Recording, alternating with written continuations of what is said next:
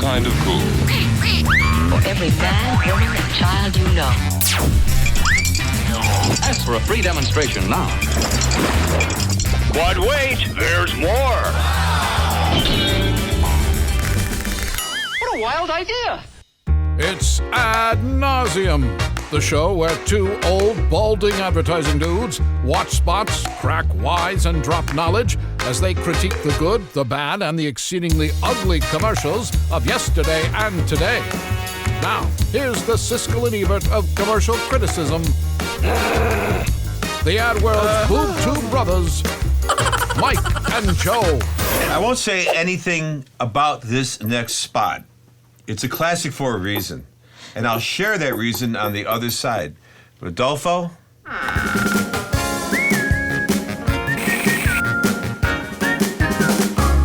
Here's Cal Worthington and his dog Spot. If you need a better car, go see Cal.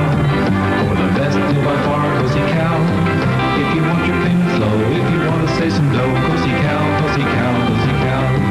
Hey, you know, about 2 or 3 weeks ago, I came on television with an offer you couldn't refuse. I'm selling you 79 Ford T-Birds and giving away hundreds and hundreds and hundreds of dollars worth of equipment. Well, we had 110 of these new T-Birds, and we're down to 39. I've got 39 brand spanking new 79 T-Birds left. And if you buy one of these cars during this sale, I will include all of this equipment to you at no additional cost whatsoever. You better hurry, I've got 39 of them left. You get automatic transmission, you get power steering, you get the power disc brakes, you get air conditioning, electric clock, power windows, AM, FM stereo system, wide sidewall radial tires, you get the cruise control, you get the tilt steering wheel, you get tinted glass, you get all of that equipment at no additional cost whatsoever. I've got 39 brand new 79 T-Birds left. You better hurry up. Here's where your friends are and here's where the bargains are. If you want low prices, if you want low payments, if you want to pick and choose from a multi-million-dollar selection of cars, then come to Worthington Ford.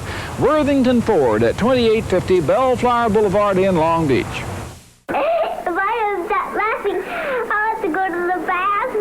If you want to know where all this self-centered auto dealer advertising silliness comes from, look no further than the godfather of self-centered auto dealer silliness, Cal Worthington.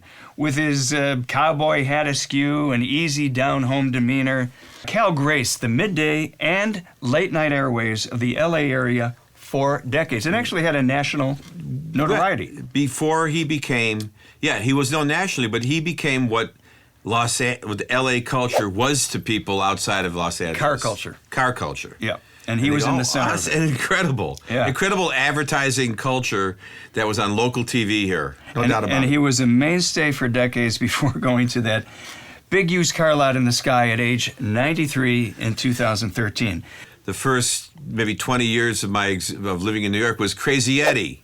Crazy Eddie commercials was inspired by this type of artistry. Crazy Eddie's greatest TV and video sale ever. Get anything and everything in TV and video. Crazy Eddie's greatest TV and video sale ever. It's going to be insane. That's kind of dramatic, isn't it? Yeah, it's exactly where it came from. Exactly. Hey, I'm going to sell you this, and Crazy Eddie. And these type of jingle-ish, fun, are crazy people running their own spots became comforting to people. Yeah. It wouldn't be the same without watching those commercials. Familiar and of the area. Yeah. The cheap graphics, the oddball jingle, and the wacky interactions with a variety of zoo animals, each referred to, by the way, in the commercial as his dog, Spot. So that bull we saw was his dog, Spot. Okay. First of all, you're throwing too many big words at me. Okay, now, because I don't understand them, I'm going to take them as disrespect. So Cal's commercials were influential, for better or worse, to generations of auto dealers who followed. Congratulations on your new Dixon City Hyundai. We've got selection. 1,000 cars to choose from. Our service can't be beat. Bumper to bumper, you can't lose. Wasn't that a little unnecessary? Chicanerous and deplorable. And while their spots were so bad, they're bad, his spots were so bad, they're good. So what's the difference between Cal's bad, good spots and the other dealers' bad spots? What do you think? Oh, because he was the first to do it. Yeah. And it became time-worn when he had people copying him. I think it had a lot to do with his down-home demeanor, his costuming, his silliness, just general silliness, I think fit the times. And I think he knew that his spots were just goofy grabs at attention. I'm talking about form. I'm talking about content. I'm talking about interrelationships. I'm talking about God, the devil, hell, heaven. Do you understand? But that he always, as we said earlier, made the turn into and how my product can benefit you in terms of the features, the benefits, the price point. And so you were willing to, and maybe smiled at, his approach, but then you knew you were going to find out something that maybe could benefit you. You were going to get a deal, and he was offering you a solid deal, and it was sincere. And so here's my easy, down-home, homespun charm. Right. I've got your attention. You're letting me into your home. That's a guy who you would let into your home and have some coffee with, right? Yeah. And then he says, but listen, I got something for you that you got to know about. And it's this Ford, whatever it is, and it's got this, and it's got power steering, and it's got you got to have this thing. And at that point, you're believing him because he's so non-pressure, low pressure. Also, he had the shots of his lot, and they're full of cars. Yeah. Right? I mean, you saw that he had an inventory, and obviously he's going to move that inventory. Yep. And he was a notable person that could be trusted. And so as the campaign progressed over the decades, right, it was never a question of whether or not I could get a good deal from Cal. It was always just a question of, does he have exactly the car I want? It was going to be, though, maybe, and this is something we touched on before too, what about the experience? So we see some other car dealer ads that have nothing to do with how comforting, how you'll be treated, the experience you'll have. I watched some of we talked earlier in another show about these crazy guys saying, look at me, and dancing around and thinking that they're funny comedians. This guy doesn't think he's a funny comedian. He just wants to be your buddy, and he's gentle and unassuming, and you believe him. And so I think it's a credibility issue as much as anything. He's like your good neighbor. And what's your experience going to be when you go see Cal? I wonder how many people went to his dealership expecting to see the animals and the bulls. I think probably.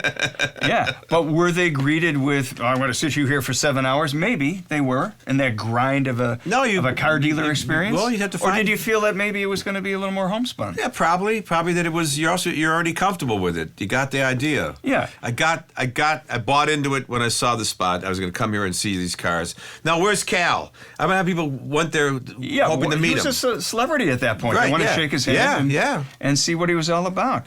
So I think it was a distinct change from the high-pressure car dealer stuff that was out there at that time as well. He was also appealing to a huge market. That wanted cars. People, I mean, literally, you could tap into tens of thousands of people that would probably be coming to his dealership within the year. Literally, it was a built-in market. He exploited television perfectly before most people could even conceive of it, and it led to a cultural phenomenon because it was done for the last 40 years. And he was worth $100 million. There you go. So he did something right with this. I guess so. No, not bad at all. He could have taken that money, $100 million, and stuffed it in the back of that Pinto. Yeah. And drove off and had it explode when he got rear-ended.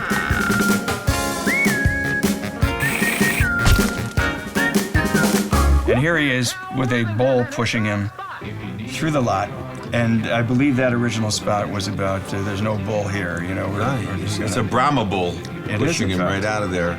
And he did all kinds of crazy stuff in his day. He was a wing walker. He was riding a hog. So his idea was that I'll do anything to put you into a car. I'll do this, I'll do that. I'll hang off an airplane. I'll ride a bull. That type of commercial was so ingrained in Southern California culture that it deserves a monument. He would hook you with a stupid idea. Yeah. Or let's say goofy, not stupid. A goofy idea. Right. And then he would get to the features and benefits, which I thought was an interesting turn that he was able to make. And there are benefits that you can espouse about your dealership. Especially used cars, which is what he was selling. The new car people could learn from something like that. So why did this work? Did it work because he was winking at the audience the whole time? I think maybe. Because he was so cool that he would have an actual bull pushing him through his park, through the thing. and he was self-deprecating, and he was sort of engaging and a smart man, and he didn't condescend to you. He wasn't doing anything pandering. He was basically, hey, you're having fun with me, and you had fun with him. Plus, he bought a lot of late night spots that were inexpensive, and he could keep running them and running them and running them. Yep, and so, you got used to it. You're watching your Fright Night movie, and he comes up, and you're there. He's part of what you expect your evening to be like. So we honor this spot this week with the KO Pectate commercial of the week, preventing ad nausea as it eliminates verbal diarrhea. And that's it for Ad Nauseam. Hey, we're no smarter than you. Do you agree with us? Or disagree? Share it in the comments below. Right. And be sure to press the like button with your middle finger and subscribe. And that way we can get paid to run commercials on this very show that is all about commercials. So join us then for Ad Nauseam. We shine a spotlight on spots. Right. Like my bald spot. Been showing all day. I have never heard such a crock of horseshit in my life. Only 98 cents wherever toys are sold. You look so good. I just got the craziest idea. Hello, everyone. Will it make me sick like the reefers did? It's good. I've had fun. Got to wear makeup. You look so good. You have a stromboli. That's a big day. Somebody ought to stop this thing.